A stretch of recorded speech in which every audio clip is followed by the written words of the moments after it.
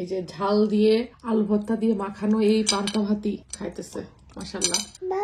হ্যাঁ নাও ইয়াম্মি পান্তা ইয়াম্মি।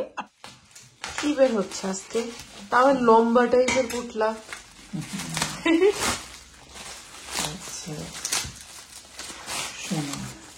আমরা আমাদের খাজানা ঘর থেকে একটা লম্বা দেখে পুটলা বের করছি। এই পুটলার মধ্যে নাকি কি খাজানা সোনা আছে। এটা হচ্ছে বাংলাদেশি রূপালী ইলিশ, তাই তো? সোনা মাছ বলে রূপা হলো।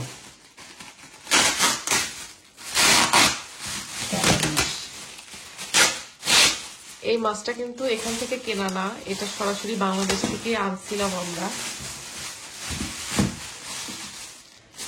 আজকে আমাদের খুব ইচ্ছা হয়েছে আমরা হচ্ছে পান্তা ইলিশ খাবো। তো গত পরশু দিনের কিছু ভাত ছিল যেটা আমি গতকালকে পানি দিয়ে রাখছিলাম, এখন সেটা আজকে আমরা পুরো একদম পান্তা মজে গেছে, সেই মজা পান্তা খাবো।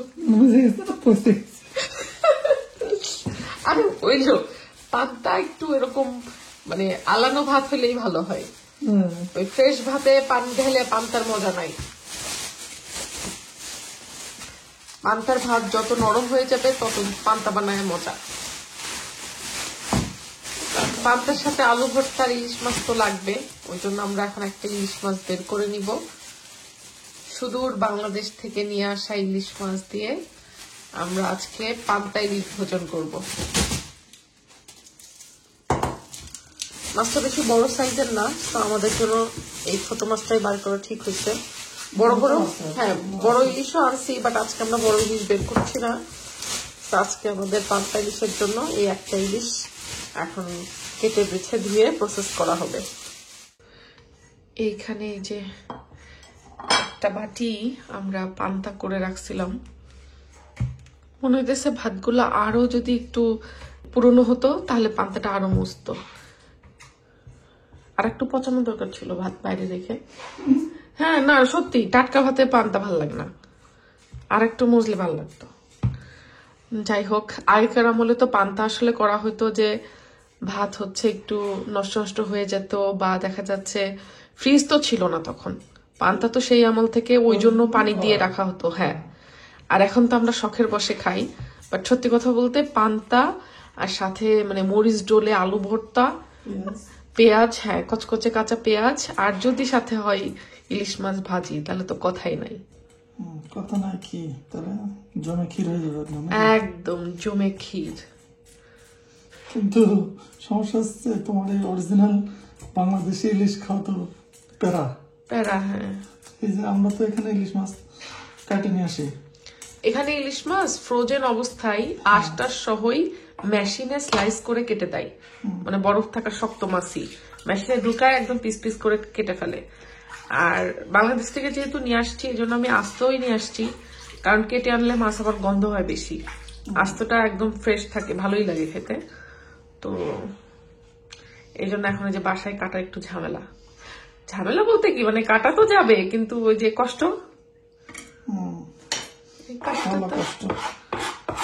আপনার কষ্টের দায়িত্ব পড়েছে। সমস্যা হচ্ছে আঁশ ছাড়ানো, তাছাড়া মাছ কাটার সমস্যা না।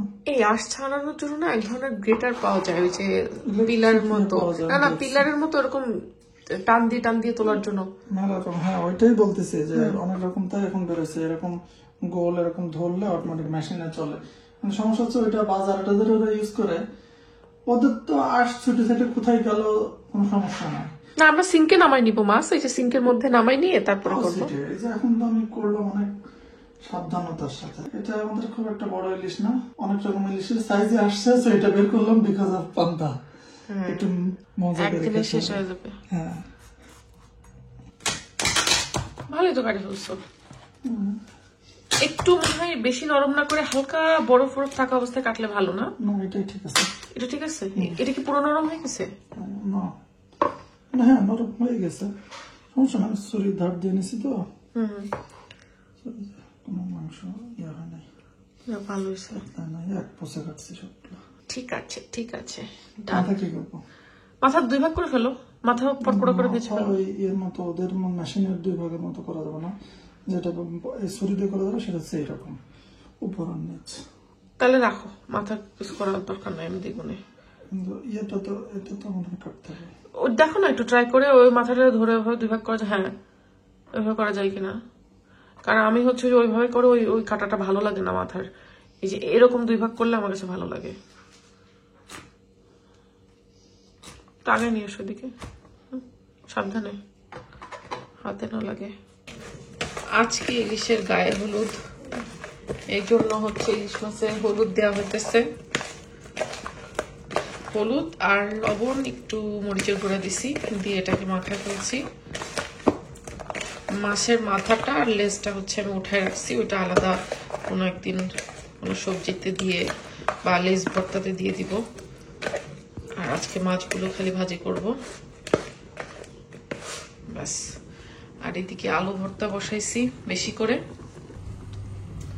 বিসমিল্লাহির রহমানির রহিম।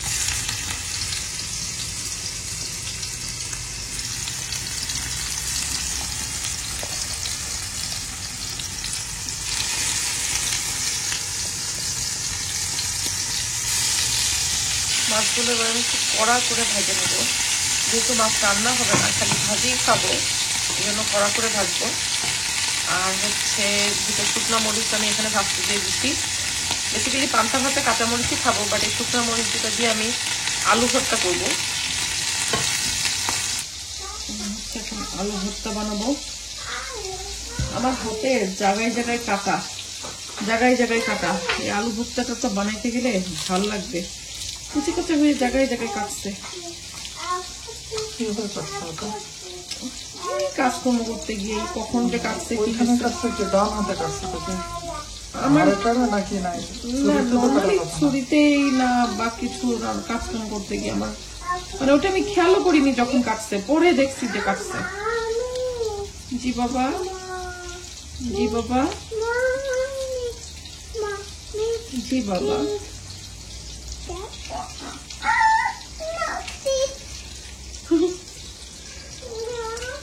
No, it's okay. মামি, এই মরিচে কিন্তু অনেক ঝাল, এই জন্য আমি 2টাই দিছি, তাও ঝাল বেশি হয়ে যেতে পারে। ফিশ দিব একটু পরে বাবা, হ্যাঁ একটু পরে। ও ফিশ পছন্দ করে।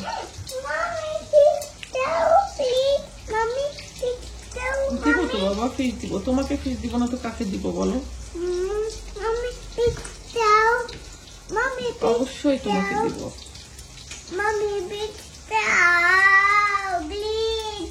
দেখেন ফিশ খাওয়ার জন্য আরেকজন কি করে।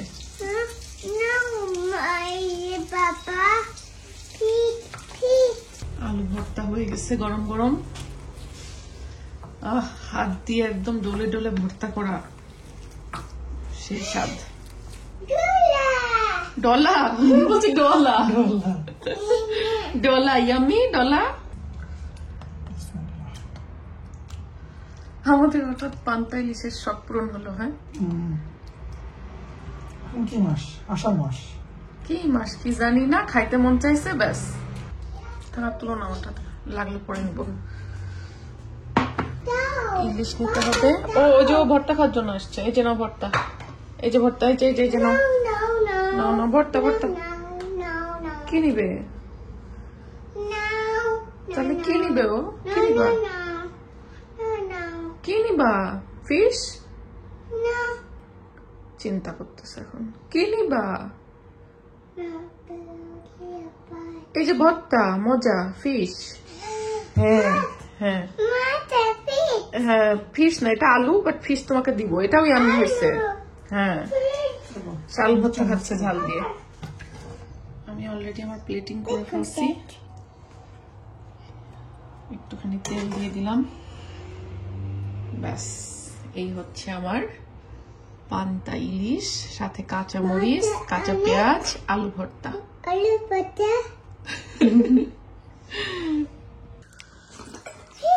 এরকম কাঁচা মরিচ ডলে নিতে হবে, সাথে আলু ভর্তা। একদম ভলভলি করে পান্তা। ওফ, আর এই যে ইলিশ মাছ।